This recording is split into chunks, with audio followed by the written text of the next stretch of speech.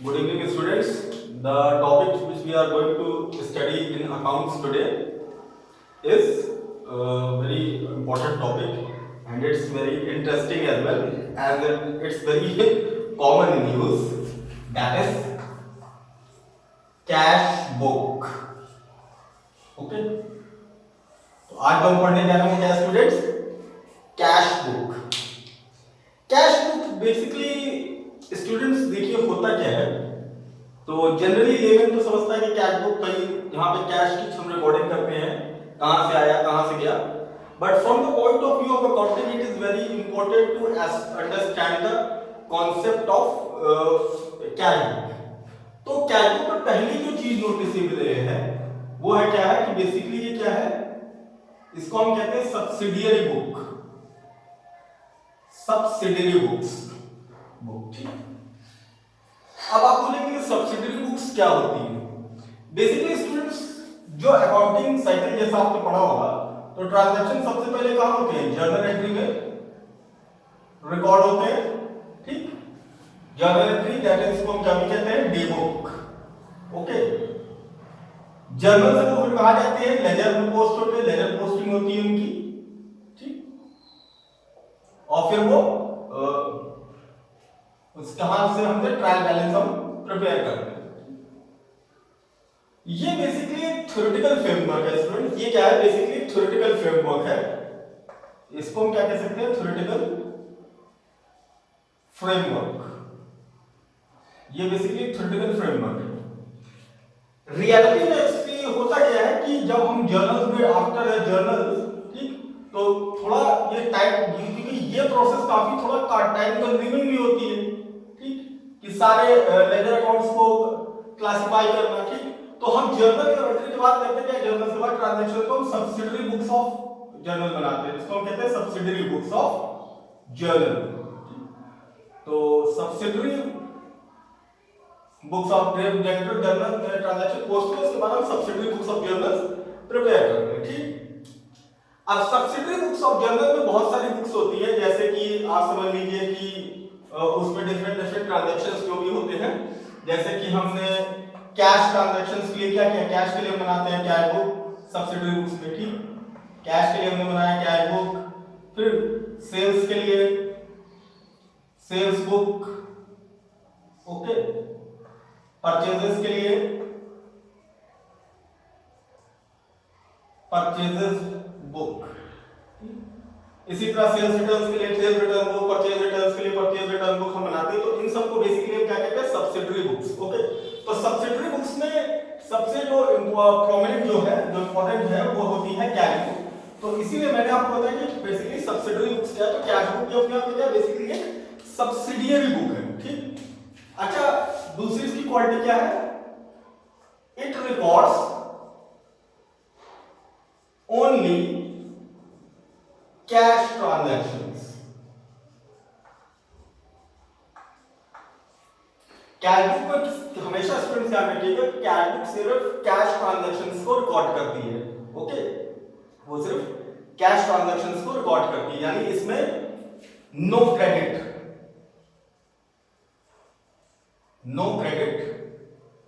Transactions, credit transactions में record नहीं होते हैं. ठीक. It records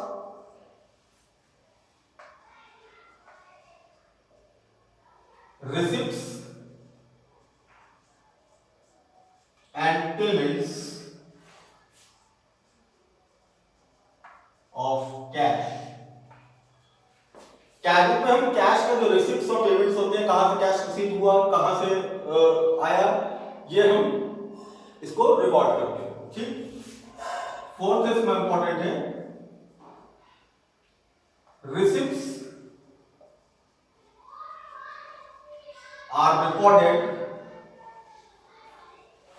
on debit side and payments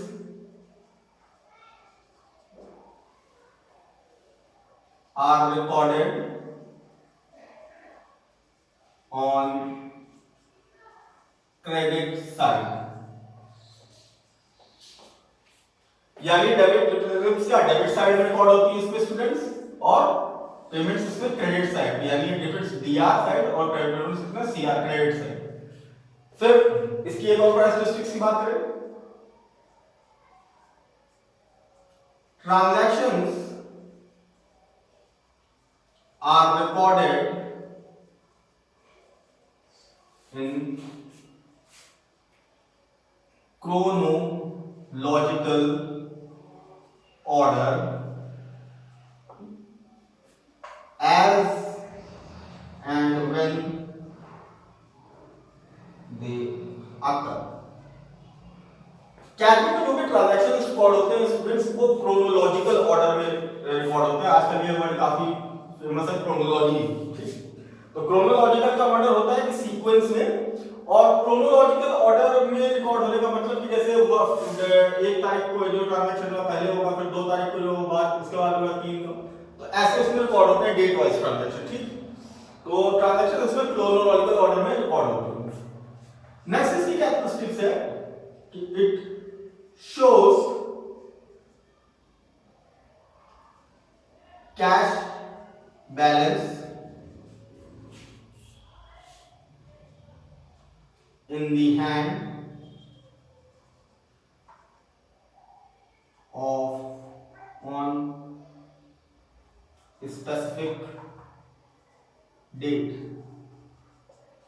एक स्पेसिफिक डेट पे स्टूडेंट जो कैश का बैलेंस होता है हमारे पास, ये उसको शो करती है, ठीक। तो ये इसकी कैरेक्टरिस्टिक्स है। और इसकी लास्ट कैरेक्टरिस्टिक्स ये है बहुत इंपॉर्टेंट, कैश बुक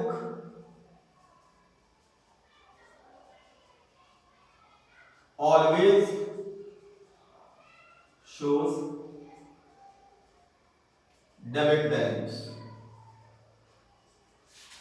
याद रखिएगा कैश बुक हमेशा डेबिट बैलेंस शो करती है, ठीक। वो क्रेडिट बैलेंस कभी नहीं शो कर सकती। ये क्या होगा, इसके लिए मतलब आपको जब हम आपको इसका फॉर्मेट बनाएंगे, क्वेश्चन करा के दिखाएंगे, तो आपको ज्यादा अच्छी तरीके से समझ में आएगा। तो अभी ये जो 6 कैरेक्टरिस्टिक्स है इसकी ध्यान रखिए कि कैश बुक क्या है, एक सब्सिडरी बुक्स है। It records only cash transactions, यानी कोई क्रेडिट ट्रांजैक्शंस कैश बुक में रिकॉर्ड नहीं होते।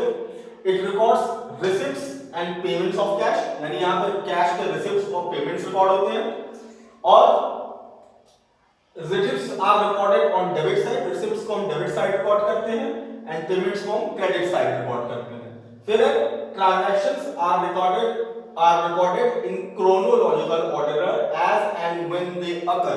दैट मींस कि transactions are basically recorded in the sequence of dates as they occur. जैसे 1 तारीख को कोई पेमेंट हुआ तो वो रिकॉर्ड 1 तारीख को रिकॉर्ड होगा, 3 तारीख को कोई रिसिप्ट आई तो वो 3 तारीख को रिकॉर्ड होगी, ठीक। तो ये डेट वाइज सीक्वेंस ऑर्डर में इसमें रिकॉर्डिंग होती है। फिर होता है it shows cash balance in hand on specific date, यानी एक स्पेसिफिक डेट में, ये इसका यहां पे है हैंड है, ठीक, ऑन स्पेसिफिक डेट, यानी एक स्पेसिफिक डेट पे कैश का बैलेंस दिखाता है। और cash book always shows debit balance, cash book हमेशा डेबिट बैलेंस शो करती है, ठीक। I think you noted all these things. Kindly take a screenshot of it because I am going to rub it and we will now try to understand Calbook via its format. Okay.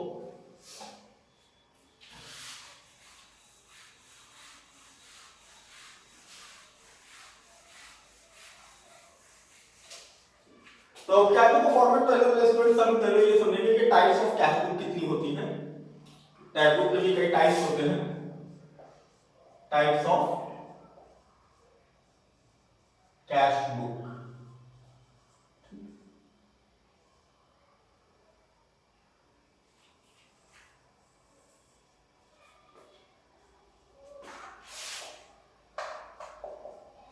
Cash book देखिए student, देखिए 4 type की होती है, किसी के रूप में 3 दी रहती है। तो पहली होती है सिंपल और सिंगल कॉलम कैश बुक। सबसे पहले जो सिंपल जो होती है सिंगल कॉलम कैश बुक होती है, उसमें सिर्फ सिंगल कॉलम होता है कैश का, यानी उसमें सिर्फ कैश के ट्रांजैक्शंस, कितना कैश बैलेंस हमको शुरुआत में था या कैश बैलेंस के कितने कैश के पेमेंट्स हुए, रिसीट्स रिकॉर्ड हुए, तो वो ओनली कैश बैलेंस को शो करती है। ठीक। दूसरा होता है cash book with double column, that means cash and bank both. जो डबल कॉलम कैश बुक होती है स्टूडेंट्स, उसमें कैश कॉलम भी होता है और बैंक कॉलम भी होता है, यानी उसमें हम अपने बैंक से रिलेटेड जो भी ट्रांजैक्शंस कर रहे थे उसकी भी हम रिकॉर्डिंग करते हैं। जैसे कि हमने बैंक अकाउंट में हमारा पैसा रिसीव हुआ तो उसमें हम रिसिप्ट साइड बैंक अकाउंट में दिखाते हैं। ठीक। अगर हमने बैंक से कोई पेमेंट्स किया तो हम उसको उसमें दिखाते हैं। तो उसमें दो कॉलम होते हैं, कैश का भी होता है, बैंक का भी होता है। ठीक। तो वो हमारे कैश और बैंक बैलेंस दोनों को हमें शो करता है। ठीक। तीसरा होता है ट्रिपल कॉलम कैश बुक। तो ट्रिपल कॉलम क्या है, तो जैसे डबल कॉलम में स्टूडेंट्स कैश कॉलम और बैंक कॉलम है, तो ट्रिपल कॉलम में एक और कॉलम आ जाता है जिसको हम क्या कहते हैं, डिस्काउंट का कॉलम। ठीक। तो उसमें होगा कैश का होगा, बैंक का होगा, और तीसरा जो कॉलम होता है वो क्या होता है, डिस्काउंट का। तो अगर हम जैसे पेमेंट्स करते समय हमें डिस्काउंट मिला तो हम क्रेडिट साइड रिकॉर्ड करते हैं, और अगर रिसीव करते समय हमने डिस्काउंट अलाउ किया तो वो डिस्काउंट डेबिट साइड आता है। ठीक। और डिस्काउंट्स कॉलम्स को बैलेंस से ही किया जाता है, क्योंकि डिस्काउंट कॉलम को हम इसलिए कैश बुक में बैलेंस नहीं करते क्योंकि वो नॉमिनल अकाउंट्स का पार्ट है, and they are discounts received और discount allowed, these both accounts are actually being closed by transferring them into profit and loss account। तो उसलिए डिस्काउंट कॉलम्स को हम एंड बैलेंस छोड़ देते हैं, लेकिन ये चीजें हमको आपको ज्यादा अच्छी से डिटेल में तो समझ में आएंगे जब ट्रिपल कॉलम कैश बुक करेंगे। ठीक। और लास्ट में जो है वो होती है हमारी पेटी कैश बुक। पेटी कैश बुक, पेटी कैश बुक स्टूडेंट्स हम यूज करते हैं फॉर रिकॉर्डिंग पेटी ट्रांजैक्शंस। पेटी ट्रांजैक्शन का मतलब होता है छोटे ट्रांजैक्शंस या माइक्रो ट्रांजैक्शन। तो petty cash book is used और prepared petty cash book is prepared for recording petty cash transactions। यानी हम पेटी कैश ट्रांजैक्शन जो बहुत छोटे छोटे ट्रांजैक्शंस होते हैं पेटी नेचर के या माइक्रो नेचर के, उनके लिए यूज करते हैं पेटी कैश बुक। ठीक। तो ये ठीक होते हैं, चार टाइप की कैश बुक होते हैं बेसिकली, सिंपल कॉलम और single column cash book, simple cash, और दूसरा है cash book with double column that is with cash and bank column. तीसरा स्टूडेंट हमारा triple column cash book that means cash column, bank column और discount column तीनों वहां पे होते हैं। ठीक। और चौथा हमारी होती है पेटी cash book. Okay, I think you understood all this. Kindly take a screenshot of this. अब हम डायरेक्टली कैश बुक के फॉर्मेट पे आएंगे। ठीक। और आपको ज्यादा अच्छे तरीके से इसको समझाने में kindly take a screenshot of it so that I can run it. Okay. I think आप लोगों ने ले लिया होगा। Let's run it and go forward.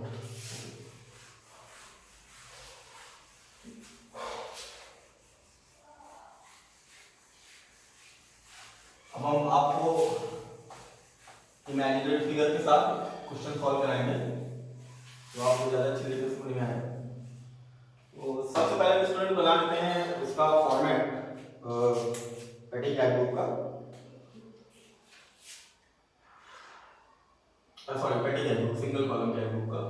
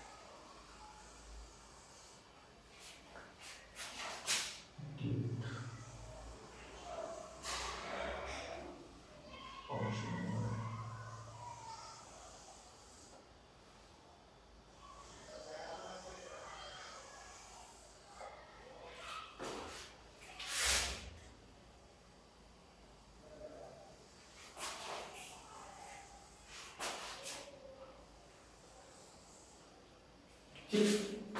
तो इसको ये कैश बुक को फॉर्मेट स्टूडेंट हम इसको देखते हैं। ये जो कॉलम होता है वो डेट का होता है, यहाँ पे डेट रिकॉर्डिंग करते हैं, यहाँ पे हम लिखते हैं पर्टिकुलर्स,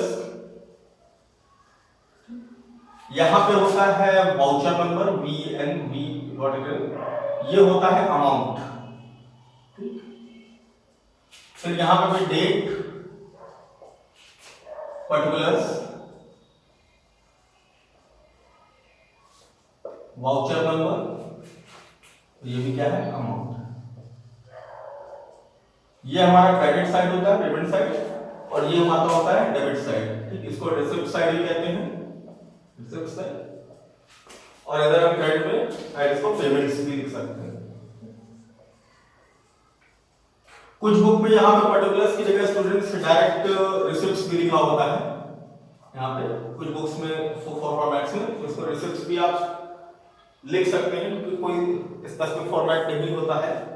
और इसको भी आप कुछ बुक में यहाँ पे पेमेंट्स लिखा होता है, तो कंफ्यूज मत होइएगा। पर्टिकुलर्स की जगह आपने डेबिट पर हमने लिख दिया तो डेबिट साइड और मैटेरियल रिसिप्ट साइड भी होता है। तो अब शुरू करते हैं क्वेश्चन स्टूडेंट्स। सबसे पहले क्या है, जब क्वेश्चन आएगा स्टूडेंट तो शुरुआत में आपको कैश का ओपनिंग बैलेंस क्वेश्चन में मैक्सिमम दिया जाता है। तो सबसे पहले यहाँ पे क्या लिखा है, मान लीजिए कि 1 जनवरी को बैलेंस ऑफ कैश दिया है, यहाँ पे लिख दिया कैश इन हैंड,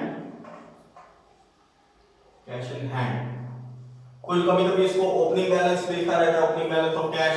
ठीक, तो कैश इन हैंड मान लीजिए कि यहाँ पे दिया है 2000 25,000 रुपीज। ठीक, ओके। अब मान लीजिए कि अब कोई पेमेंट्स हुई, मान लीजिए कि 2 जनवरी को कोई पेमेंट्स दी गई है, 2 जनवरी को आप मान लीजिए कि जैसे कि आपने कैश परचेजेस किया, तो जब आप कैश परचेज करेंगे तो पेमेंट्स आप करेंगे तो आप क्या लिखेंगे यहाँ पे, बाय परचेजेस। आप मान लीजिए कि आपने परचेजेस की है 3000 रुपीज, तो यहाँ पे आप लिखते हैं बाय परचेजेस। ठीक, तो ये हो जाएगा 3000 यहाँ पे। ठीक, और फिर कि समझ के आपने सेल्स किया, आपने कैश सेल्स किया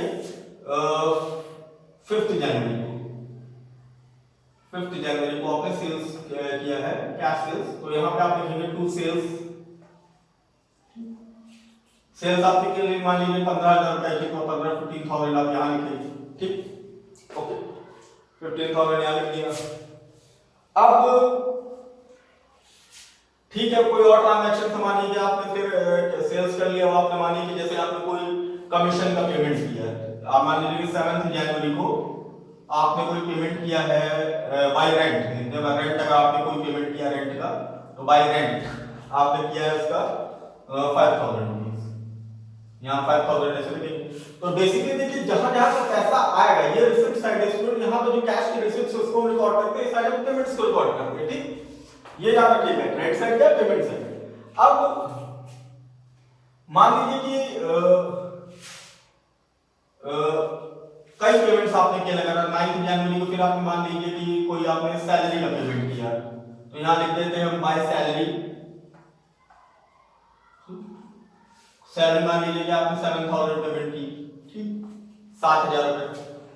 फिर मान लीजिए कि आपको कहीं से कोई इनकम हो, कोई इंटरेस्ट आपको मिला, तो इंटरेस्ट तो इनकम है, रिसीव्स हो रही, तो आप इसको क्या लिखेंगे, मान लीजिए कि 15 जनवरी को आपको मिला 15 जन को टू इंटरेस्ट, आपको कहीं से कोई इंटरेस्ट मिला कैश में, तो इंटरेस्ट आप रिकॉर्ड कर दिए। मान लीजिए यहाँ पे जैसे कि इंटरेस्ट आपको मिला है 7,500 रुपीज, ओके, या 7,000 इसको मान लेते हैं, सिंपली फिगर के लिए 7,000 मान लेते हैं। फिर आपने कोई और पेमेंट्स किया, मान लीजिए कि 17 जनवरी को आपने कोई पेमेंट किया है बाय कमीशन, आपने किसी को दिया है, तो बाय कमीशन हम लिखेंगे यहाँ पे, क्योंकि पेमेंट हम इस साइड पर रिकॉर्ड कर रहे हैं, तो कमीशन हमने यहाँ पे लिखे, मान लीजिए जैसे लिखिए कमीशन यहाँ पे हमने दिया है 3,000 रुपीज, कमीशन भी हमने दे दिया। ठीक, ये हो गया। अब ये हो गया। अब मान लीजिए कि स्टूडेंट क्वेश्चन आपको लिख दे रहा है कि कभी क्रेडिट परचेज के लिए लिख दे रहा है, कि क्वेश्चन में आपको कंफ्यूज करने के लिए लिखा है परचेज गुड्स ऑन क्रेडिट, तो याद करिएगा कि क्रेडिट की कोई पेमेंट कैश बुक में रिकॉर्ड होती ही नहीं, कैश बुक सिर्फ कैश ट्रांजैक्शंस को रिकॉर्ड करता है, ठीक। हालांकि अगर उसमें कोई पार्शियली कोई एडवांस आ गया या कुछ आ गया तो उसकी रिकॉर्डिंग इसमें हो सकती है, कैश में कराया है, लेकिन literally credit transactions cash book में रिकॉर्ड नहीं हो सकते, ठीक। फिर हम बात करते हैं जैसे कि मान लीजिए कि दूसरे मान लीजिए कि एक कभी स्टूडेंट डाउट रहते हैं इसमें क्वेश्चन कि उसमें लिख देता है कि ड्राइंग्स, किसी ने प्रोपराइटर ने कैश विड्रॉ किया तो ड्राइंग्स को हम यहाँ पे लिख सकते हैं, जैसे प्रोपराइटर ने विड्रॉ किया कुछ मनी तो हम यहाँ लिख सकते हैं उसको बाय ड्राइंग्स अकाउंट। ड्राइंग्स अगर उसने की है मान लीजिए 25 जनवरी को की है जैन, तो ड्राइंग्स अगर मान लीजिए 2000 रुपये ड्राइंग्स की तो 2000 उसको यहाँ लिख सकते हैं। तो ये थी सिंपल कैश बुक। इसी तरह जो भी पेमेंट्स आएंगे स्टूडेंट्स रिसीव होंगे, रिसिप्ट्स इस तरह आएंगे और पेमेंट्स इस तरह आएंगे। अब बात करें कैश बुक को, ठीक है ये तो ठीक है कि अभी हो गई इसकी बैलेंसिंग की, तो अब हम इसकी बैलेंसिंग की अगर बात करें तो पहले तो आप इधर का टोटल कर लीजिए जितना है रिसिप्ट साइड का। अगर हम इसका रिसिप्ट साइड का टोटल करें तो 25,000 प्लस 15,000 कितना होगा 40,000 और 40,000 प्लस 7,000 दैट मींस 47,000, यानी इसका टोटल डेबिट साइड का कितना आ रहा है 47,000 रुपीस। और अगर हम इधर के पेमेंट्स का टोटल करें, पेमेंट्स कितने हमने किए हैं, पेमेंट्स इसमें है 8,000 8 और 7 15,000